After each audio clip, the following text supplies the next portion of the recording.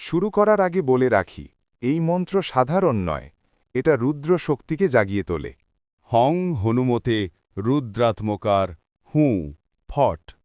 এই মন্ত্রকে তান্ত্রিক মন্ত্র বলা হয় কারণ এতে বীজ মন্ত্র, রুদ্র শক্তি এবং ফট শক্তি এই তিনটি শক্তির সংযোগ আছে। মন্ত্রের শক্তি। হুং, মহাশক্তির জাগরণ। হনুমতে, হনুমানজির আহ্বান।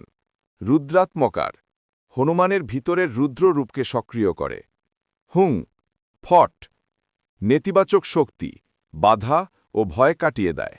আজকের ভিডিওতে জানব তান্ত্রিক হনুমান মন্ত্রচক্রে 1 থেকে 10 পর্যন্ত যে সংখ্যা লেখা থাকে সেগুলোর আসল মানে কি।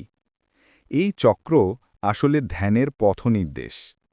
মন্ত্র জপ করার সময় মনের শক্তি কোন ধাপ দিয়ে ওঠে সেটা বোঝাতে এই 10টি সংখ্যা ব্যবহার করা হয়। চলুন একে একে দেখে নিই। 1. মন্ত্রের শুরু, মন শান্ত, শক্তির প্রথম স্পর্শ। 2. মন্ত্রের কম্পন শরীরে প্রবেশ। 3. হুং শক্তি অনুভব, রুদ্র শক্তি জাগরণ শুরু। 4. মন মন্ত্রে স্থির হয়ে যায়। 5. এটি মধ্যবিন্দু, শক্তি অর্ধেক জাগ্রত। 6. শরীর মনে শক্তির প্রবাহ বাড়ে। 7. রুদ্র শক্তির গভীর জাগরণ। 8.